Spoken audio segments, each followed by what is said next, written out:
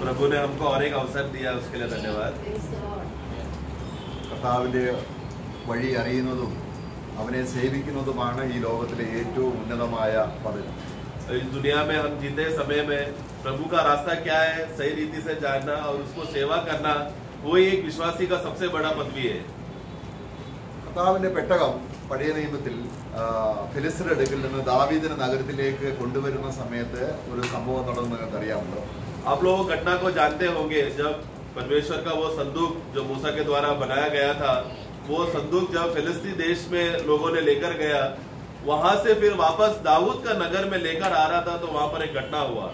2 ശമൂവേൽ അതിന്റെ 6-ാം അധ്യായത്തിൽ നമ്മളത് വായിക്കുന്നുണ്ട്. നിയമപ്രകാരം അല്ലാതെ കൊണ്ടുവന്നു, ഉസ അത് പെട്ടകം പിടിച്ചു, ഉസ മരിക്കുന്നു.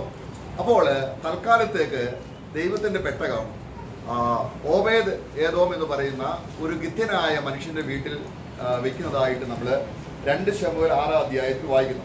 दूसरा शमूएल उसका 6वां अध्याय में वो घटने को वहां पर हम देखते हैं, जो नियम के अनुसार जो तंबू को संदूक को वापस लाना चाहिए था, वो नहीं लाने के वजह से वहां पर हम देखते कि घटना हुआ और वहां पर एक व्यक्ति का मृत्यु हो जाता है।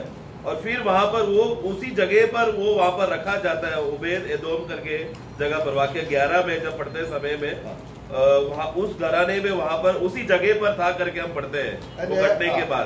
നമുക്ക് അതിന്റെ 6-ാം അധ്യായം 2 ശമൂവേൽ 6-ന്റെ 11-12 വാക്യങ്ങൾ വായിക്കും. हम पढ़ेंगे 6 का 11 और 12 पढ़ेंगे। यहोवा का संदूक गतवर्षी ओबेदोम के घर में 3 महीने रहा और यहोवा ने ओबेदोम को और उसके समस्त घराने को आशीष दी। तब दाऊद राजा को यह बताया गया कि यहोवा ने ओबेदोम के घराने पर और जो कुछ दूसरा है उस पर परमेश्वर के संदूक के कारण आशीष दी है। तब दाऊद ने जाकर परमेश्वर के संदूक को ओबेद के घर से दाऊदपुर में आनंद के साथ पहुंचा दिया। ഓക്കെ, ദൈവത്തിന്റെ പെട്ടകം നമുക്കറിയാം, ടാബർനാക്കിൾ, സഞ്ചരിക്കുന്ന ദേവാലയം. तो ये जो संदूक जो है, या जो परमेश्वर का ये जो भवन का विषय में है, जो मंदिर है, ये एक यात्रा करने वाला, ये चलने वाला एक संदूक है।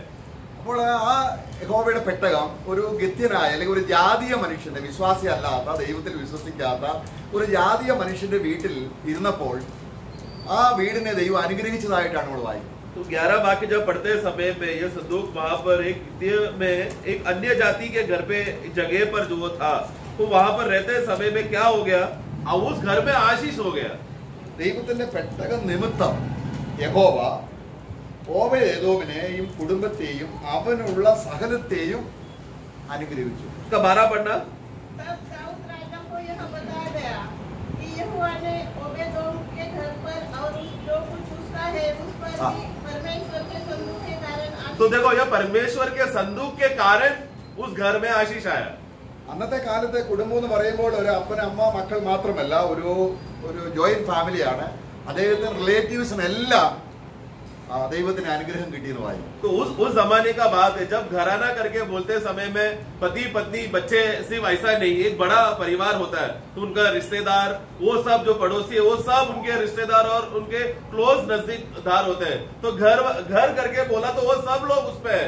तो जब उसका घर आशीषित हुआ करके बोला, तो क्या वो सब परिवार में जितने भी लोग थे, सब लोग उसका आशीष मिला करके हम पढ़ते हैं। അത് കർത്താവിന്റെ ഭൂമിയിൽ കർത്താവ് വരുന്നതിന്റെ നിഴലായിട്ടാണ് ഈ ആർക്ക് ഇരിക്കുന്നത്. പഴയ നിയമത്തിന്റെ സാദൃശ്യ രൂപേണയാണ് ആർക്ക്. तो संदूक करके बोलते समय हमें समझना है, वो बस एक छाया है, मतलब जो आने वाला मसीह, प्रभु यीशु मसीह जो दुनिया में आने वाला है और क्या कार्य करने वाला है और आशीष मिलने वाला है, उसका एक छाया था ये संदूक जो पृथ्वी में प्रभु ने दिया था। ഈ ഇദ്ദേഹത്തെ ദൈവം അനുഗ്രഹിക്കാൻ കാര്യം എന്താണ്? ഏത് തരത്തിലുള്ള അനുഗ്രഹമാണ് അദ്ദേഹത്തിന് കിട്ടിയത്? तो ये ओबेद को यहाँ पर आशीष मिला करके बोलते हैं, तो वो किस प्रकार का आशीष है हमें समझना है। അദ്ദേഹത്തിന് സ്വർഗത്തിൽ പ്രവേശനം കിട്ടിയോ? क्या उसको स्वर्ग में जाने का प्रवेश मिला क्या?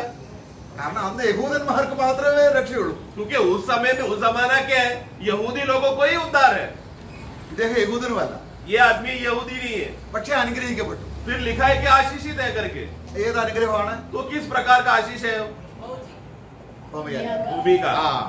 അപ്പോൾ ദൈവത്തെ നമ്മൾ വാസ്തവമായി സേവിക്കുമ്പോൾ നമുക്ക് ആത്മീയ അനുഗ്രഹം മാത്രമല്ല, ദൈവിക ഭൗമികമായ അനുഗ്രഹവും ഉണ്ട്. നമ്മൾ വേണ്ട രീതിയിൽ സൂക്ഷിച്ചാൽ तो अगर ये बात तो सच है, प्रभु का वचन को सही रीति से आत्मा के नियंत्रण में सही रीति से अगर वचन का हमने पालन किया है तो स्वर्ग का तो आशीष है ही, परंतु क्योंकि हम लोग सही रीति से चाल चलन करने की वजह से भूमि में भी उसका लाभ और आशीष मिलता है। അപ്പൊ പഴയ നിയമത്തിൽ അദ്ദേഹത്തിന്റെ വീടിനെ അനുഗ്രഹിക്കാൻ അദ്ദേഹത്തിന് വീടിന്റെ പുറകുവശത്ത് ശ്രദ്ധിക്കപ്പെടാത്ത ഒരു സ്ഥലത്ത് അദ്ദേഹം വെച്ചിരുന്നുവെങ്കിൽ, അല്ലെങ്കിൽ അതിനെ ഗൗരവമായി കണക്കാക്കാതെ ഒരു അവജ്ഞയായിട്ട് പെട്ടകത്തെ വെച്ചിരുന്നെങ്കിൽ തീർച്ചയായിട്ടും ആ അനുഗ്രഹം കിട്ടില്ലായിരുന്നു. तो यहाँ पर उबेद का खासियत समझना है, जब वो संदूक को जब उसके घराने के बाद जब उसने रखा था, संभाल के रखा था, बोला तो वो एकदम ध्यान पूर्वक इज्जत देकर गौरव देकर ये परमेश्वर का संदूक है करके अच्छा बोध्य से उबेद ने उसको संभाल के रखा। घर के कोई कोने में कोई सामान पड़ा है बोलकर उसको धूल मिट्टी हो जाने दो, ऐसा वैसा नहीं किया, उसने संभाल के रखा। എവിടെ വെച്ചിരിക്കണം? और कहाँ पर रखा होगा? അദ്ദേഹത്തിന്റെ വീട് എന്ന് പറഞ്ഞാൽ ഉൾമുറി എന്നാണ് ഉദ്ദേശിക്കുന്നത്. तो घर में रखा मतलब क्या? घर का जो अंदरूनी का जो सबसे मेन लिविंग रूम है वहां पर रखा। വളരെ അനുഗ്രഹിക്കപ്പെട്ട രീതിയിൽ, बहुत ही इज्जतदार रूप से അവിടെ എല്ലാം അടിച്ചുവാരി, उसने साफ सफाई किया, എപ്പോഴും കുട്ടികളൊന്നും വരാതെ उस कमरे में बच्चों को जाने नहीं दिया। അദ്ദേഹം യഹൂദന്മാരുടെ ദൈവത്തെ ഭക്തിപൂർവം ആണ് യഹോവയുടെ പെട്ടകത്തെ അദ്ദേഹം കണ്ടത്. तो यानी कि क्या, ये अन्य जाति ने यहूदियों का परमेश्वर का दर्शाने वाला यह संदूक है बोलकर उन्होंने वो गौरव और इज्जत उसने दिया। അവിടെ നോക്കുക, അവിടെ ദൈവം അവനെ അനുഗ്രഹിച്ചു, जिसके वजह से परमेश्वर ने उसको आशीषित किया। നമ്മൾ ഇനി അതിനെ ആത്മീയമായിട്ട് നോക്കുമ്പോൾ इस बात को अगर हम आत्मिक रीति से देखें तो ഈ പെട്ടകത്തിന്റെ പൊരുളായ മശിഹ തമ്പുരാൻ സാക്ഷാൽ ഇന്ന് നമ്മുടെ ഹൃദയത്തിലാണ് വസിക്കേണ്ടത്. പക്ഷെങ്കിൽ നമ്മുടെ ഹൃദയത്തിൽ ക്രിസ്തുവിന് കൊടുക്കുന്ന സ്ഥാനത്തെയാണ് ഈ ഭാഗം കാണിക്കുന്നത്. तो यहाँ अभी वास्तव में आत्मिक रीति से या नए नियम के रीति से जब ये वचन को पढ़ते समय में इसको हम कैसा समझते हैं? संदूक जो है प्रभु यीशु मसीह को दर्शाता है। ये यीशु मसीह घर में रखना है मतलब क्या है? हमारे दिल के हृदय में सबसे ज्यादा संभाल कर इज्जत के साथ गौरव के साथ रखना तो चाहिए, लेकिन हम लोग वैसे करते नहीं है। उनको वो पहला प्रभुत्व स्थान हम नहीं दे रहे। ഇദ്ദേഹത്തോടുള്ള ബന്ധത്തിൽ ദൈവം അദ്ദേഹത്തിന്റെ പാപം മോചിച്ചില്ല. इसके विषय में, उबेद के विषय में इसका पाप का क्षमा नहीं हुआ है, അദ്ദേഹത്തെ ഒരു വീണ്ടെടുപ്പ് നടത്തിയില്ല, उसका एक छुटकारा उसको हुआ नहीं। എങ്കിൽ പോലും फिर भी ദൈവത്തിന്റെ പെട്ടകത്തെ മാനിച്ചതിന്, क्योंकि उसने परमेश्वर का संदूक को आदर किया, ദൈവം എന്ത് ചെയ്തു? परमेश्वर ने क्या किया? उसको आदर किया या आशीष किया। അല്ലേ? നമ്മുടെ ഹൃദയത്തിൽ ഈ പെട്ടകം വന്നിട്ട് എത്ര നാളായി? परंतु हमारे हृदय में यह संदूक आकर कितना साल हो गया है? നമ്മൾ എങ്ങനെയാണ് ഈ പെട്ടകത്തെ അല്ലെങ്കിൽ ഈ സാക്ഷാൽ ക്രിസ്തുവിനെ നമ്മുടെ ഉള്ളിൽ സൂക്ഷിക്കുന്നത്? तो हम लोग फिर किस रीति से ये सचमुच संदूक जो सचमुच प्रभु यीशु मसीह है उनको हम लोग कितना आदर पूर्वक हमारे हृदय में संभालते हैं? നമ്മളോട് ബന്ധത്തിൽ നമ്മളെ അവൻ സ്നേഹിച്ചു. हमारा विषय में क्या है? प्रभु ने हमसे प्रेम किया, നമുക്ക് സ്വർഗത്തിന് സിറ്റിസൺഷിപ്പ് തന്നിട്ടുണ്ട്, हमें स्वर्ग का नागरिकता दिया है, നമ്മൾ പോകുമ്പോൾ ഇടത്തും വലത്തും ദൂതന്മാരെ ഏൽപ്പിച്ചിട്ടുണ്ട്, हम लोग चलते समय में दाएं और बाएं स्वर्गदूत हमको दिया है एस्कॉर्ट में, നമ്മുടെ തലയിലെ മുടികൾ എണ്ണിയിട്ടുണ്ട്, हमारे सिर के बाल गिले हुए हैं, നമ്മൾ ഒരിക്കലും നരകത്തിൽ പോകത്തില്ല. हम लोग कभी भी नरक में नहीं जाएगा। എന്നിട്ടും फिर भी എങ്ങനെയാണ് किस तरह ഈ പെട്ടകത്തെ അല്ലെങ്കിൽ മശിഹായെ നമ്മുടെ ഉള്ളിൽ നമ്മൾ സൂക്ഷിക്കണം? ये संदूक को यानी कि जो मसीहा को हमारे हृदय में हम कैसा हम लोग स्थान देते हैं? എന്തുകൊണ്ടാണ് നമ്മള് അല്ലെങ്കിൽ ഒരു ഭാരൻ അല്ലെങ്കിൽ ഒരു ഫലമില്ലാത്തവരായി തീരുന്നത്, അല്ലെങ്കിൽ ഒരു ദൈവത്തിന് ഫലം കായ്ക്കാത്ത രീതിയിൽ 20-30 വർഷമായിട്ട് നമ്മൾ ആയിത്തീരുന്ന കാര്യം എന്താണ്? तो ऐसा क्यों है? एक विश्वासी 30-40 साल हो गया विश्वासी है, लेकिन एक बंजर जमीन के समान है, फलवत नहीं, परमेश्वर के लिए उपयोगी नहीं। ऐसा क्यों हो रहा है? വേണ്ടതുപോലെ അല്ല. क्योंकि जिस रीति से आदर करना चाहिए प्रभु को वैसा नहीं किया। അപ്പൊ ഇതിൽ നിന്നൊരു പാഠം നമ്മൾ പഠിക്കുകയാണ്. तो इसमें से एक सबक हम सीख रहे हैं। അപ്പോൾ വചനത്തിൽ वचन में ഇങ്ങനെ ഒരു പ്രയോഗമുണ്ട്. इस तरह के एक शब्द को हम देखते हैं, the first day of the first month എന്നൊരു പ്രയോഗം. ഇത് पहला दिन, पहला महीने का पहला दिन। वचन में एक ऐसा प्रयोग को हम पढ़ते हैं, पहला महीने का पहला दिन।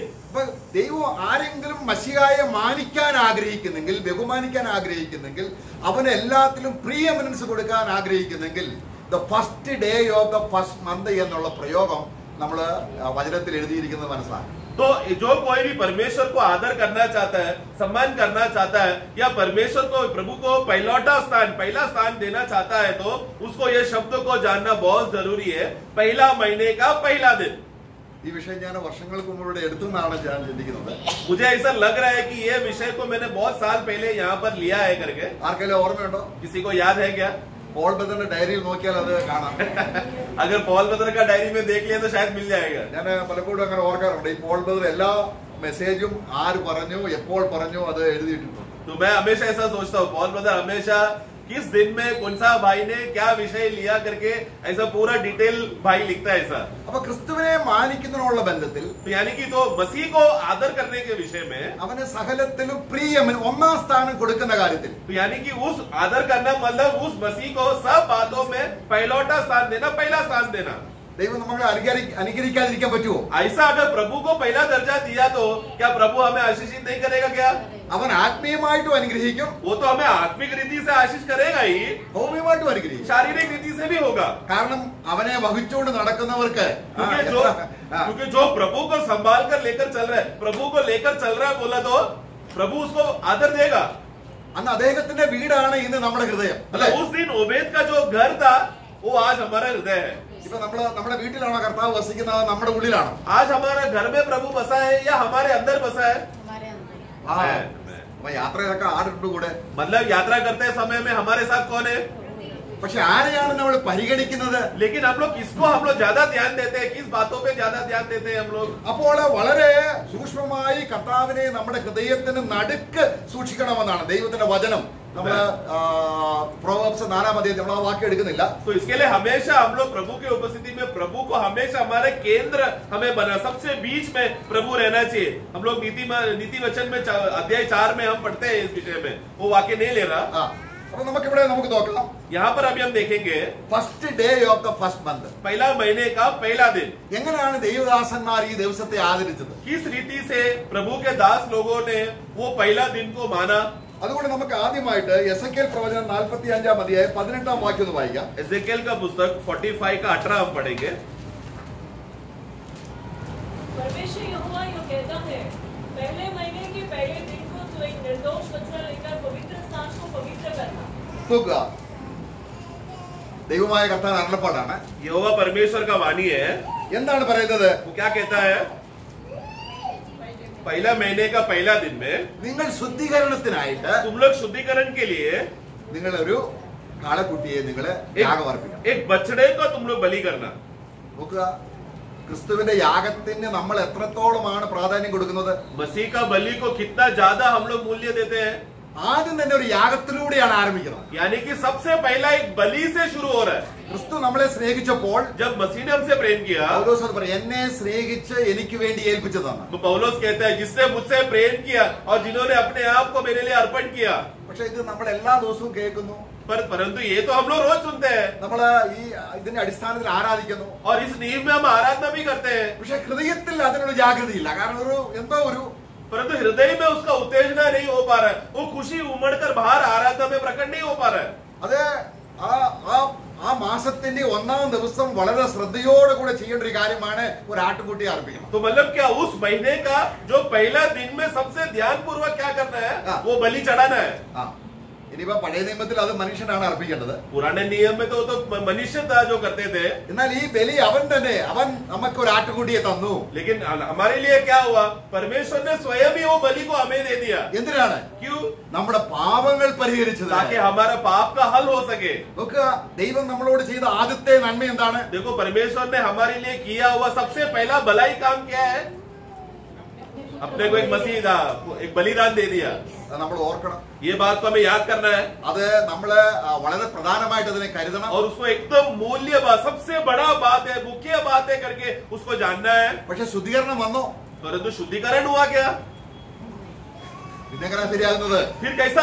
बलि का क्या फायदा? അതിന്റെ ഉദ്ദേശം എന്താണ്? क्योंकि वो बलि का उद्देश्य क्या था? പാപമോചനം കിട്ടണം. पाप का छुटकारा हो गया. അപ്പോൾ നമ്മളെ ഹൃദയത്തിൽ അത് ആത്മാർത്ഥമായി അംഗീകരിച്ചാൽ, तो अपने हृदय में हम लोग पूरे मन से जब उस बात को हम ग्रहण करके स्वीकारते हैं, കാരണം രക്ഷ പ്രാപിക്കുവാൻ ആകാശത്തിന് കീഴിൽ മനുഷ്യരുടെ ഇടയിൽ യേശുക്രിസ്തുവിന്റെ നാമമല്ലാതെ വേറൊരു നാമവുമില്ല. क्योंकि उद्धार पाने के लिए भूमि में, आकाश के नीचे भूमि में कोई और नाम नहीं है. मनुष्य के बीच में एक ही नाम है, तब यीशु मसीह का नाम. അപ്പൊ നമ്മുടെ പാപങ്ങളെ കഴുകിക്കളയുവാൻ യേശുവിന്റെ രക്തമല്ലാതെ വേറൊരു മാർഗവുമില്ല. तो पाप को धो के हमसे शुद्ध करने के लिए यीशु का लहू के के अलावा और कोई चीज नहीं है। അപ്പോൾ യേശുവിന്റെ രക്തത്താൽ പാപമോചനം വന്നുവെങ്കിൽ तो अगर यीशु मसीह का लहू के द्वारा पाप का छुटकारा हो रहा है അവന്റെ ഹൃദയം ജീവിക്കാൻ തുടങ്ങും. तो क्या होगा? उसका हृदय जिलाया जा रहा है, मतलब वो जीने लग रहा है वो व्यक्ति। ആരാ ജീവിക്കും? कौन जी रहा है? किसके द्वारा जी रहा है? ഈ ക്രിസ്തു ജീവിക്കാൻ തുടങ്ങും. तो मसीह, उसका हृदय में मसीह जी रहा है। എന്തുകൊണ്ടാണ് ക്രിസ്തു നമ്മളെ ജീവിക്കാത്തത്? हमारे हृदय में क्यों मसीह नहीं जी पा रहा?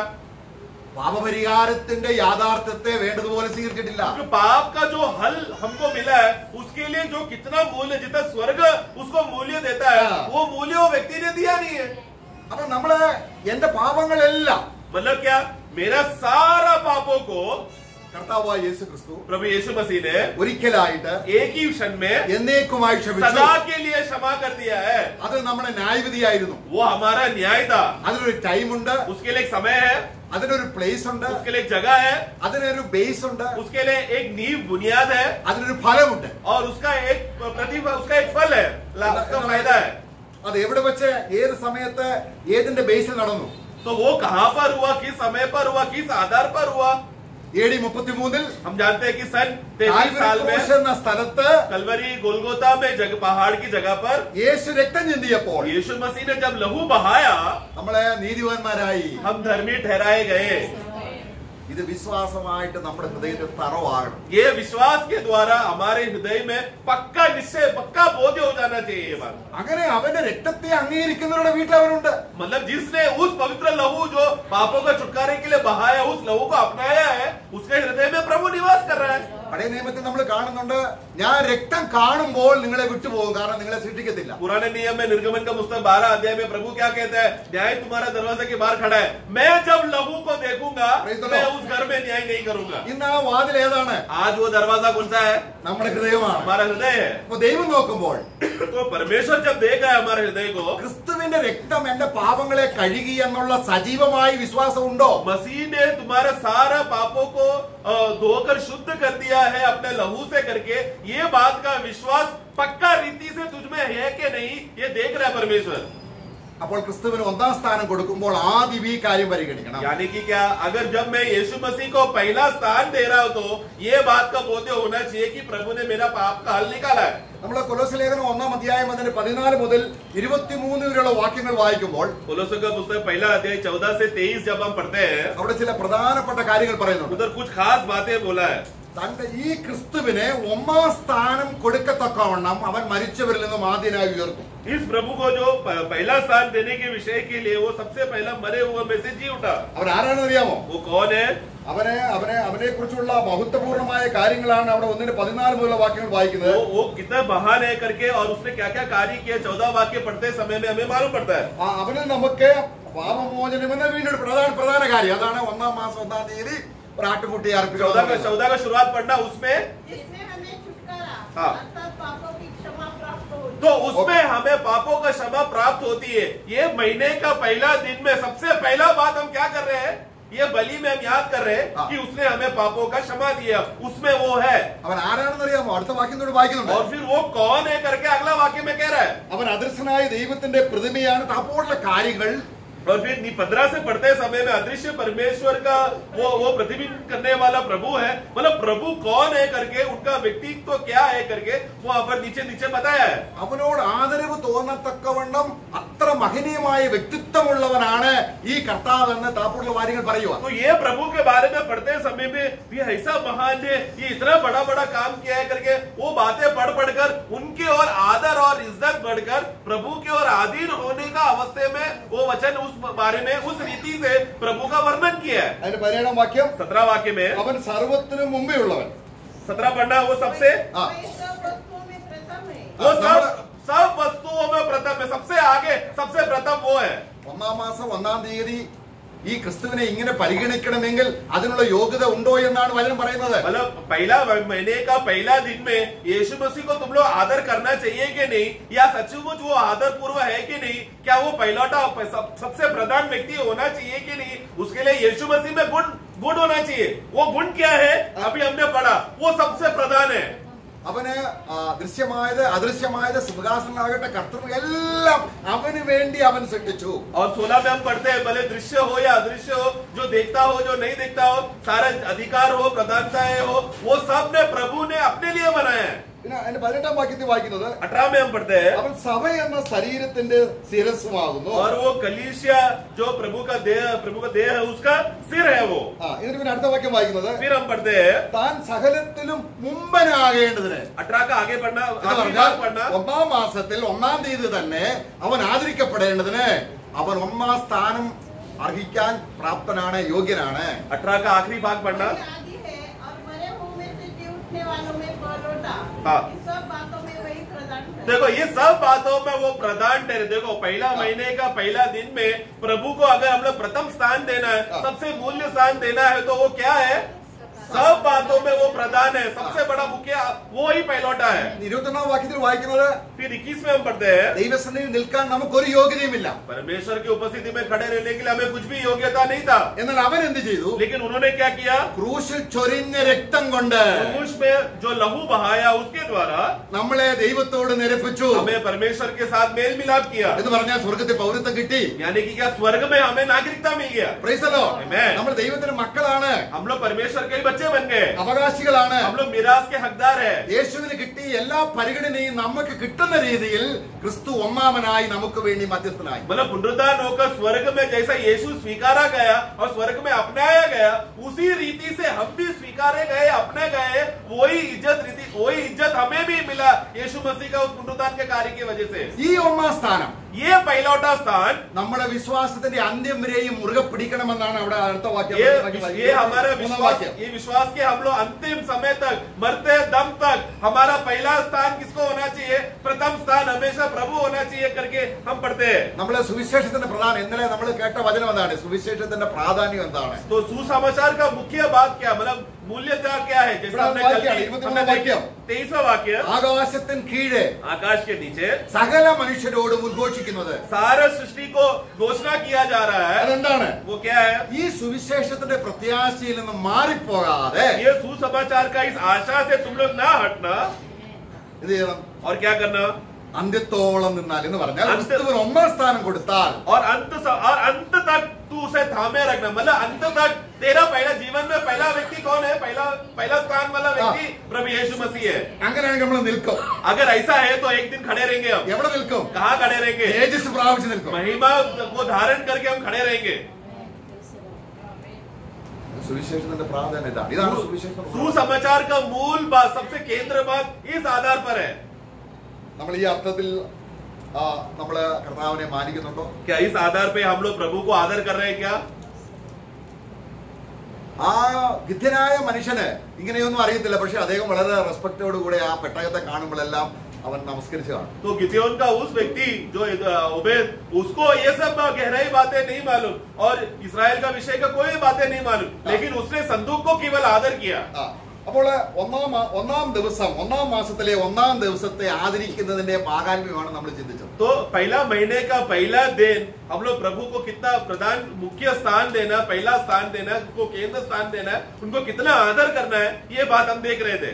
ഇനി അടുത്തത് നമ്മൾ ചിന്തിക്കുമ്പോൾ उसके बाद हम देखते हैं ഇതേ കാര്യം വേറൊരു കാര്യത്തിൽ ഉപയോഗിക്കുന്നതായി കാണുന്നുണ്ട്. यही बात को दूसरे बात के लिए इस्तेमाल किया जाता है, हम देखते हैं। അതും ഇതിനോടുള്ള ബന്ധത്തിൽ ഏറ്റവും പ്രധാനമാണ്. और वो इस विषय में बहुत मूल्य है। അത് നമ്മള് എസ്രായേലിന്റെ പുസ്തകം 10-ാം അധ്യായം 17-ാം വാക്യം. एस्रा का पुस्तक 10 का 17 में हम पढ़ते हैं। ഇത് വളരെ പ്രധാനമുള്ള കാര്യമാണ്. बहुत ही मूल्य बात है। और पहले महीने के पहले दिन तक उन्होंने उन सब पुरुषों की जांच पूरी कर ली जिन्होंने अन्य जाति स्त्रियों से विवाह कर लिया था।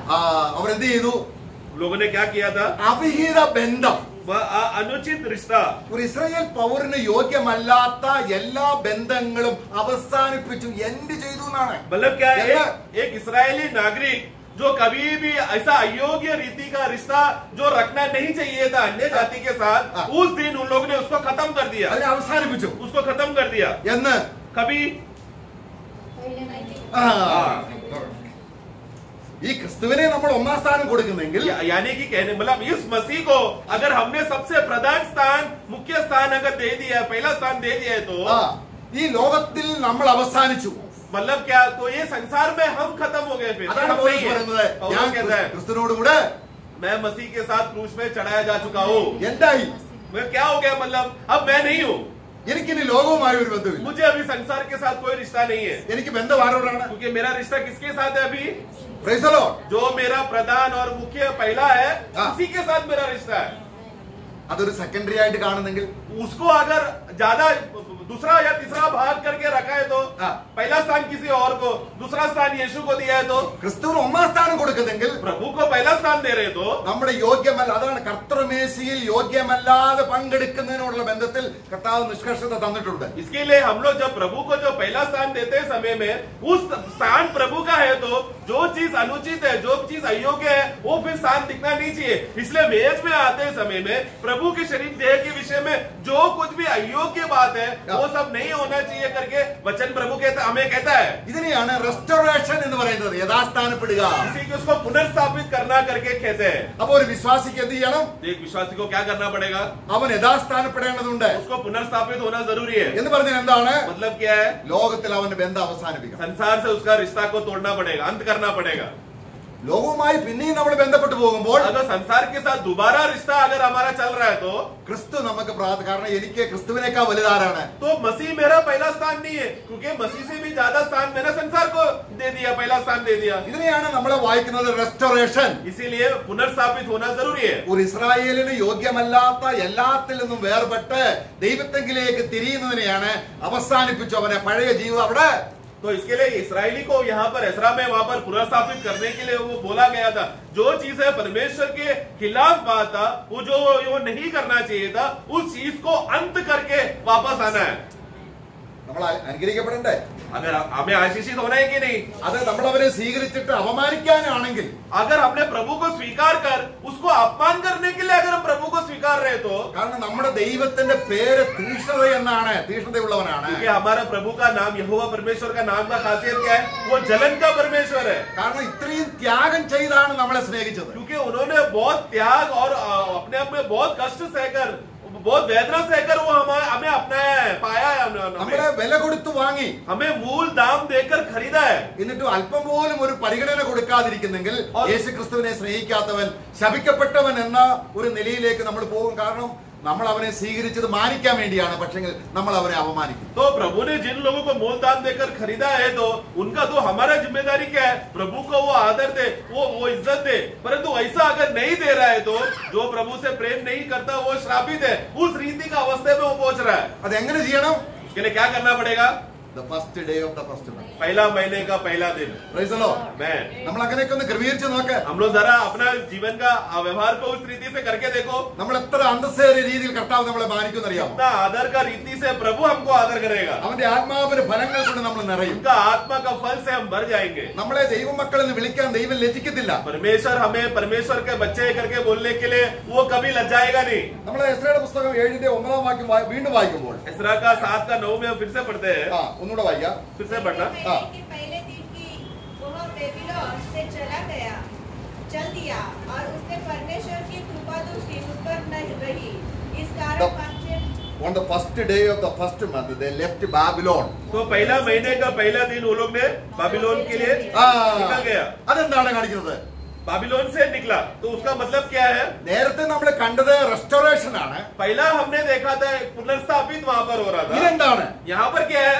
ലോകത്തിൽ നിന്ന് സെപ്പറേഷൻ. वो संसार से एक अलग हो रहा है, एक अलग वाही जीवन। മറ്റേതാണ് पहला क्या था? റെസ്റ്റോറേഷൻ. पुनर्स्थापित हुआ। ഇതെന്താണ്? यहाँ पर क्या है? अलग हो गया। അത് എന്താണ് ചെയ്യേണ്ടത്? वो कब करना है?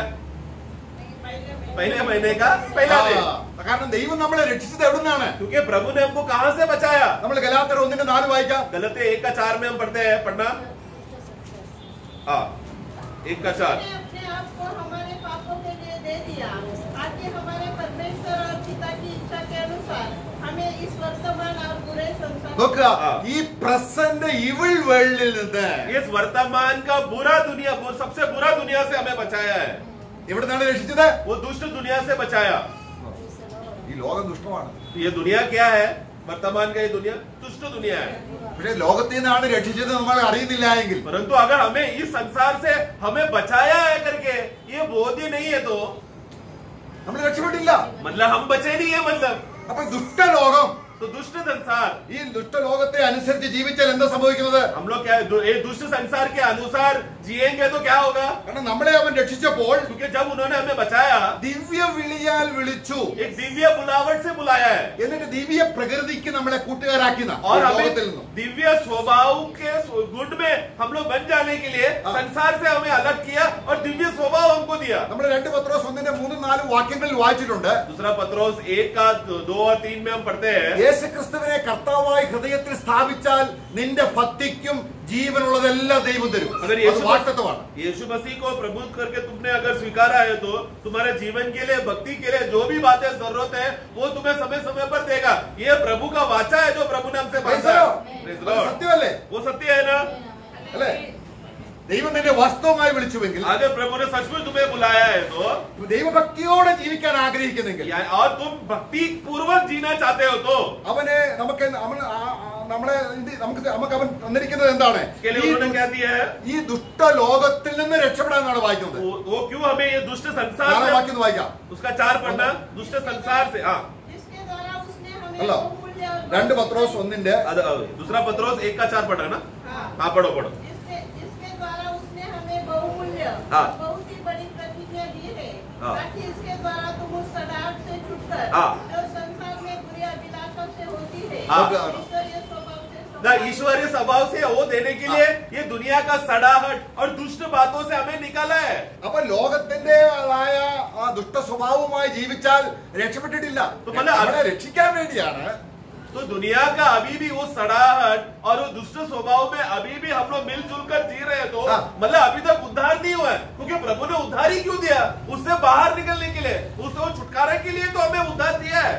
അപ്പൊ അതിന് ദൈവം എന്ത് ചെയ്തിട്ടുണ്ട്? उसके लिए प्रभु ने क्या किया? വലിയേറെ വാഗ്ദാനങ്ങൾ തന്നിട്ടുണ്ട്. वो हमें बहुत प्रतिज्ञा दी है, बहुमूल्य प्रतिज्ञा दिया है, അത് പാലിക്കുന്നവർക്ക് ജീവനും ഭക്തിക്കുള്ളതെല്ലാം തന്നിട്ടുണ്ട്. और उसको पालन करने के लिए वो विश्वासी का जीवन की बातें और भक्ति के बातों के लिए जो भी जरूरत है वो भी दिया है। അതുകൊണ്ട് നമ്മൾ എന്തായി തീരുന്നു? इसलिए हम क्या बनते जा रहे हैं? പുത്രനെ പോലെ ദിവ്യ സ്വഭാവത്തിന് നമ്മൾ मैं पुत्र का रूप में, उनका दिव्य स्वभाव में, गुणों में बदलते जा रहे हैं। കർത്താവ് ഭൂമിയിലായിരുന്നപ്പോൾ जब प्रभु जब इस दुनिया में था, ലോകത്തിന്റെ കാര്യങ്ങൾ കാണിച്ചു കൊടുത്താൽ ഉടനെ അത് വാങ്ങാനായിട്ട് പോകുമായിരുന്നു. संसार की चीजें जब उसके सामने कोई दिखा के देता तो वो जब खरीदने जाता था क्या?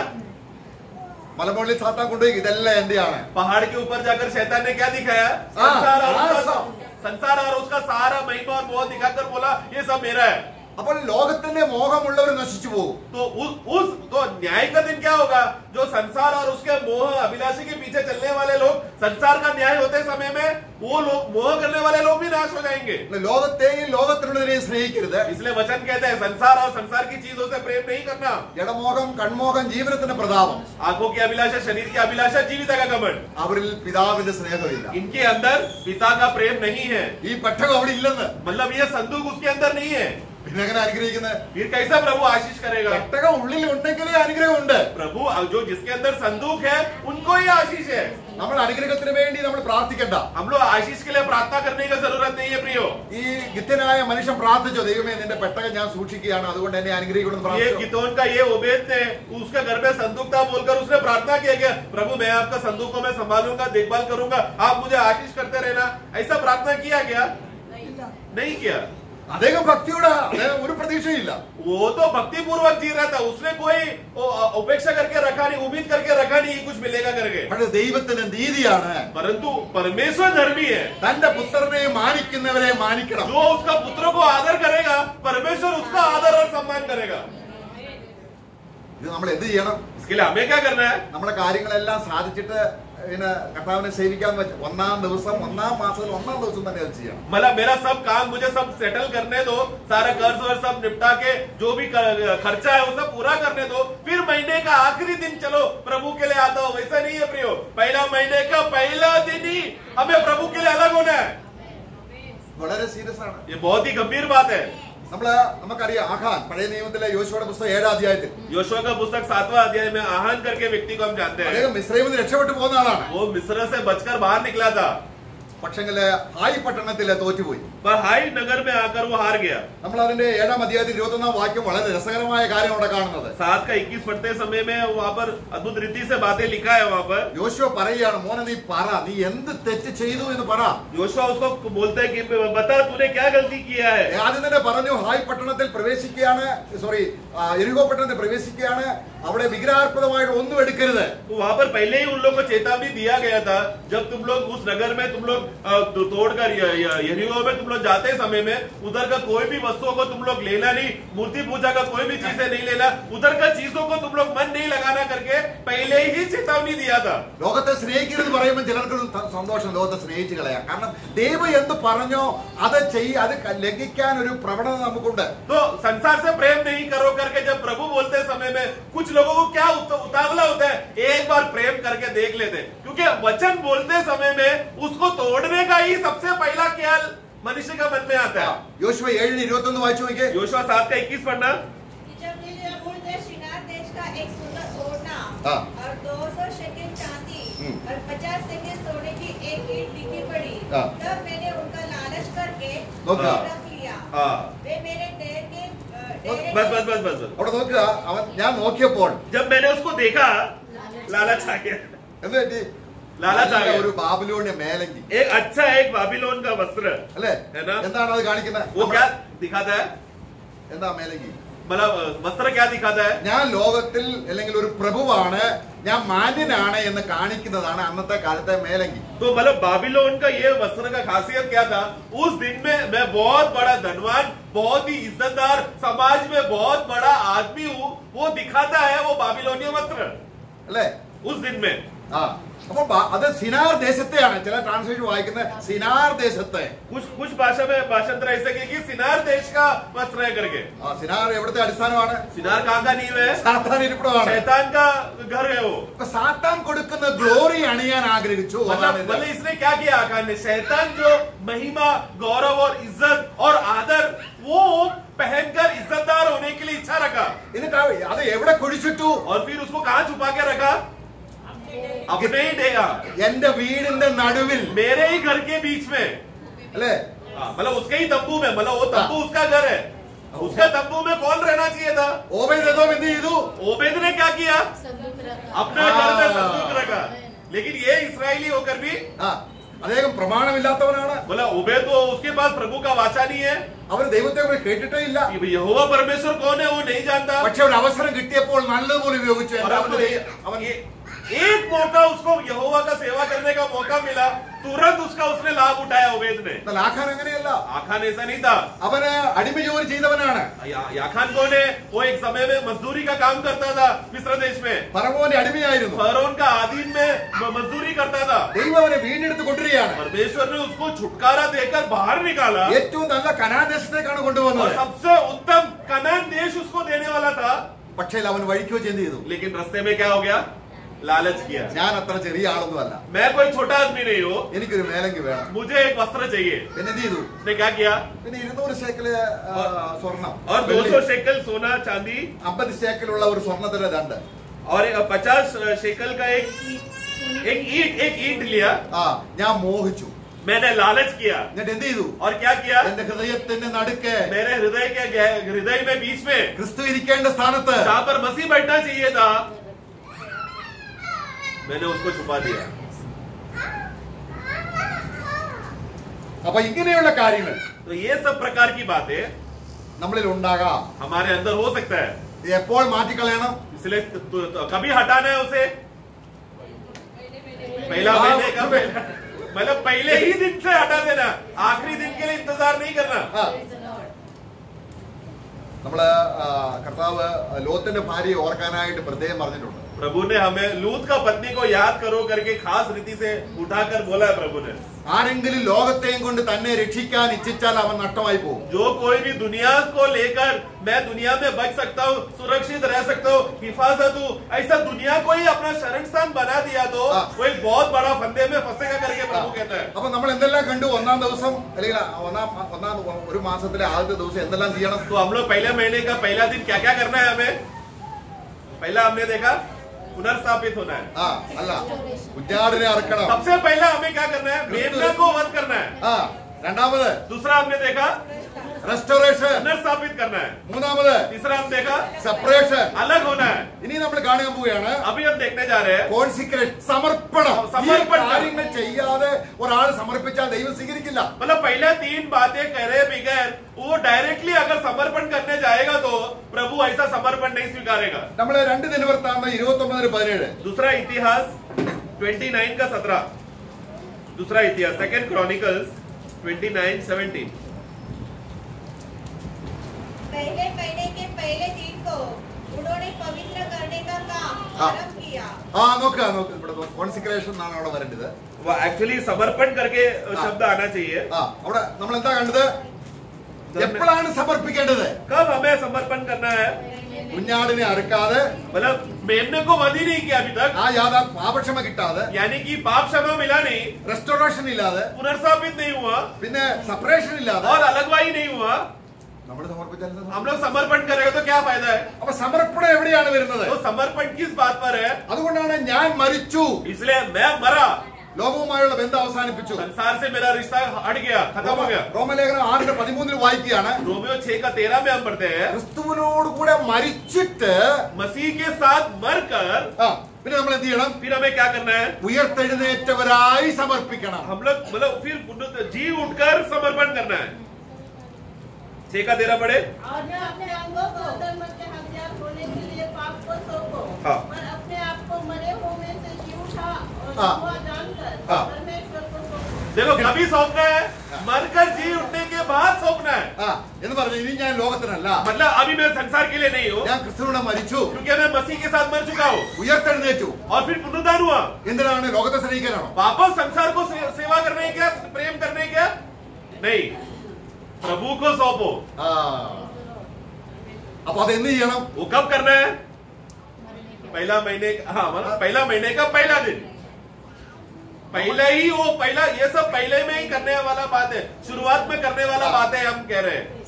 അപ്പോൾ നമുക്ക് ഇന്ന് പലർക്കും ഒരു ഇതുണ്ട്, എന്നോട് ദൈവം ഒന്നും സംസാരിക്കുന്നില്ല. हमें लोगों को हमेशा ऐसा एक विचार होता है, प्रभु मुझसे बात नहीं कर रहा है। എത്ര പ്രസംഗം കേൾക്കുന്നു, मैं कितना प्रचार सुना हूं मैंने, കർത്താവ് ആരോടെല്ലാം സംസാരിക്കുന്നു. प्रभु देखो जो प्रचार में आते हैं वो लोग सबसे प्रभु बात कर रहे हैं, मेरे से तो प्रभु बात नहीं कर रहा। ഈ ഇത്രയും കാര്യങ്ങൾ ചെയ്താൽ अगर ये 4 बातें शुरुआत में ही कर दिया तो കർത്താവ് ഒരു ശബ്ദം കേൾക്കും. प्रभु का आवाज सुनेगा वो। എസെക്കിയേൽ പ്രവചനം 29:17. एजेकिएल का पुस्तक 29 का 17। एजेकिएल 29 का 17। फिर 27वें वर्ष के पहले महीने के पहले दिन को यहोवा का यह वचन मेरे पास നോക്കുക, ദൈവത്തിന്റെ വചനം എന്റെ മേൽ വന്നു. परमेश्वर का वचन मेरे पास आया।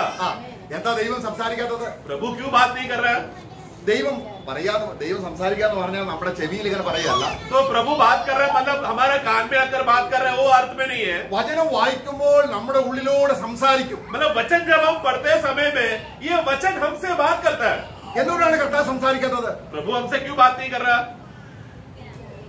നമുക്ക് കർത്താവിനെ മാനിക്കുന്നില്ല. क्योंकि हम प्रभु को जो आदर देना चाहिए, पहला स्थान देना चाहिए, वो दर्जा हम नहीं दे रहे। നമ്മൾ യോഹന്നാന്റെ സുവിശേഷം 10:26-27 വായിക്കുമ്പോൾ यूहन्ना का सुसमाचार 10 का 27 और 28, 27-28।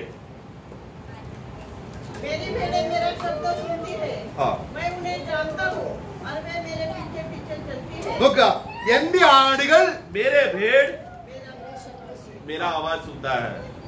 ശബ്ദം കേൾക്കാറുണ്ടോ? आवाज सुनते हैं क्या हम? ഇല്ല हम लोग नहीं सुनते। അല്ലേ?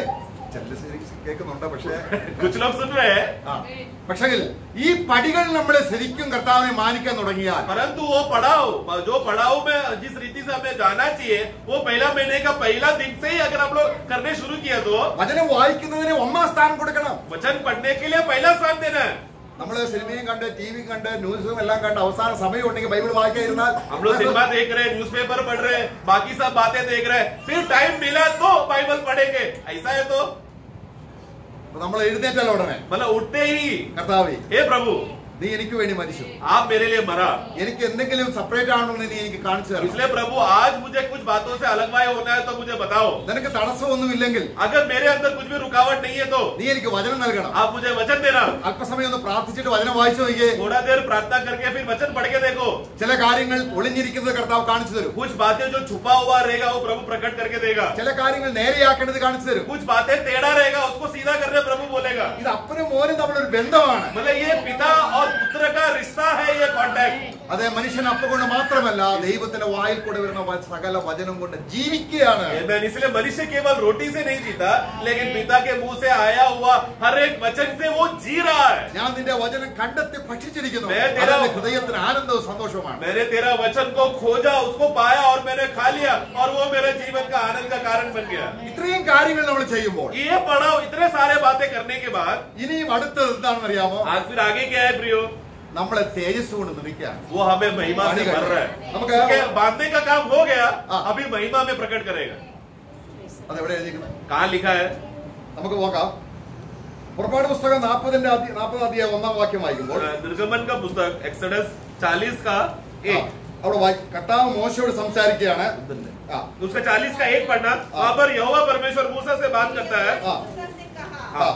पहले महीने के पहले दिन को हाँ। तू मिलाप वाले तम्बू ആ के पास को നീ എന്ത് ചെയ്യണം? तू क्या करना? ഈ സമാന കൂടാരത്തിന്റെ പണി 1-ാം മാസം 1-ാം തീയതി തന്നെ നീ തീർക്കണം. मिलाप वाला तंबू का जो काम है वो पहला महीने का पहला दिन को ही तू खत्म कर देना. ആ, അങ്ങനെ അദ്ദേഹം 40 അധ്യായം 33-ാം വാക്യത്തിലേക്ക് വരുമ്പോൾ तो और फिर वो वही 40वां अध्याय का 33 वाक्य में जब आता है, പർവ്വതത്തിൽ കണ്ട മാതൃക പ്രകാരം അദ്ദേഹം പണികളെല്ലാം തീർത്തു, കട്ട നിവർത്തി. वहाँ पर पहाड़ में उसने जो दर्शन को देखा, जो बातें उसने ऊपर देखा, वही बात उसने नीचे कर पर्दा लगाया. എല്ലാം ഫിനിഷായി. सब कुछ पूरा हो गया. എന്ന് कब? 1-ാം മാസം 1-ാം തീയതി. पहला महीने का पहला दिन. അപ്പൊ 40 അധ്യായം 34-ാം വാക്യം. तो वो पूरा हुआ तो 34 पढ़ना. तब बादल मिलाप वाले तम्बू पर छा गया हाँ। और यहोवा का तेज निवास പ്രൈസ് ദി ലോർഡ്. यहोवा का तेज, यहोवा का महिमा वो तंबू पर आके भर गया. തേജസ് കൊണ്ട് നിറയണമെങ്കിൽ അത് ദൈവം നിറയ്ക്കുന്നത് ദൈവത്തിന്റെ പ്രധാന കാര്യമായിട്ട് ദൈവം ചെയ്യുകയാണ്. 1-ാം മാസം 1-ാം തീയതി. കാരണം എന്റെ മക്കൾ എന്നെ പിന്തുടർന്ന് എന്റെ കൽപ്പനകൾ പ്രധാനമായി ചെയ്തതുകൊണ്ട് അവരെല്ലാം ചെയ്തത് എവിടെയാണ്? 1-ാം മാസം 1-ാം തീയതി. അതുകൊണ്ട് അവരെ ഞാൻ തേജസ് നിറയ്ക്കുന്നത് എന്നാണ്.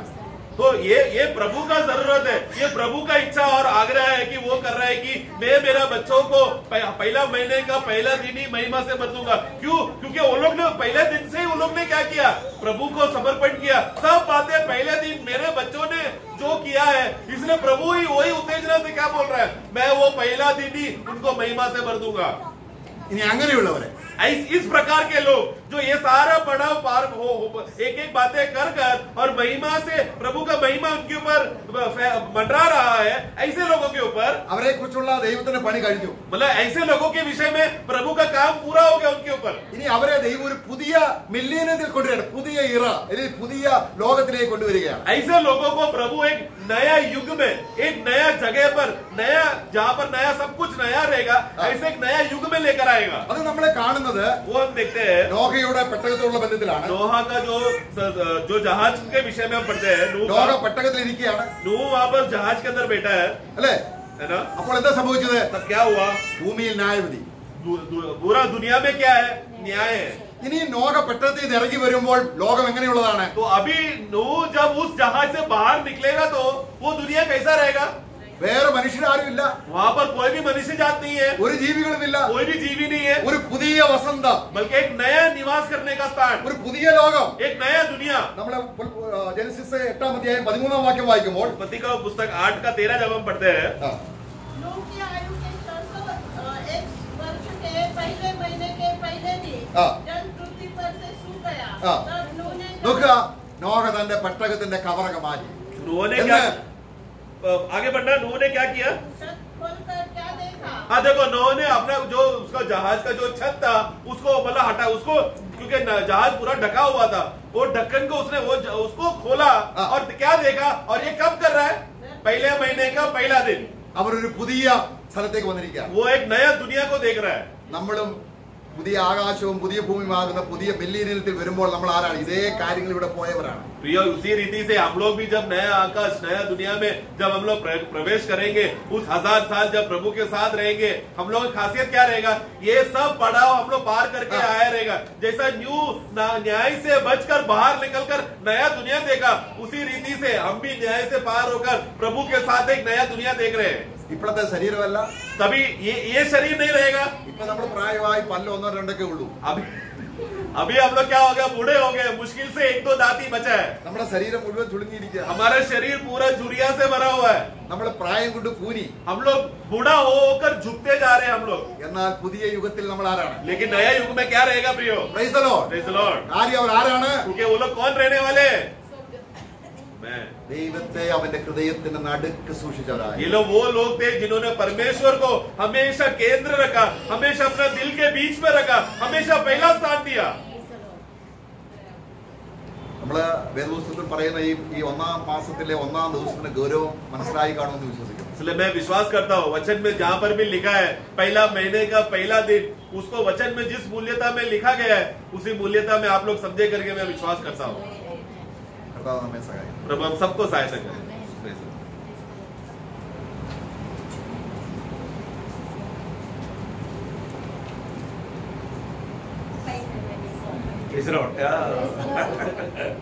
पहला महीना का पहला दिन. देखो हर एक बातों में ये अपन हर साल शुरुआत में बोलता था, आपको याद होगा. तो पहला साल का पहला महीना का पहला दिन का बहुत रहता है. तो ओबेदेदोम का घर में संदूक था. आज वो संदूक काम रहे. हमारे आत्मा, प्रभु का सारा काम आत्मा में. बहुत बड़ी बात है. पहली बात मतलब 12 दिन में क्या हुआ? बेली हुआ. Praise Lord. प्रभु हमारा मसीह जीवन का आरंभ काम हुआ है सूली से शर्म, उसके पास आया. बहुत ही बड़ी बात है ना. तो ये जीवन में वो अनुभव पाया हुआ व्यक्ति का सबसे बड़ा कर्तव्य क्या है? पहला स्थान हमेशा प्रभु को देना, है ना. पहला स्थान प्रभु को देना. इतना सुंदर रीति में ये बताने के टाइम पर मेरे को एक वचन याद आ रहा था. लूका का सुसमाचार 14 अध्याय का 26-27 वचन. मतलब हर एक बातों में हम सिर्फ पहला स्थान दे रहे हैं, उससे बढ़ करके हमें सबसे बढ़ करके प्रभु को हमारा सम्मान करना, नहीं तो योग्य नहीं. क्या बोला वहां पर? यदि कोई मेरे पास आए हाँ. और अपने पिता और माता और पत्नी और बच्चों हाँ. और भाइयों और बहनों हाँ. वरन अपने प्राण को भी अप्रिय न जाने, हाँ. तो वह मेरा चेला नहीं हो सकता. हाँ. और जो कोई अपना क्रूस न उठाए हाँ. और मेरे पीछे न आए, हाँ. वह भी मेरा चेला नहीं हो सकता. इतना बड़ा बात है. मतलब हमारे लिए हम प्रभु को कैसा स्थान देना है, बहुत बड़ी बात है. एक से बढ़ करके. और इवन इतना ही नहीं, मत्ती 6:33 आपको मालूम है. पहले क्या करना? उसका राज और धार्मिक का खोज करना. तो आज सुबेरे उठने के समय में प्रभुदास ने याद दिलाया.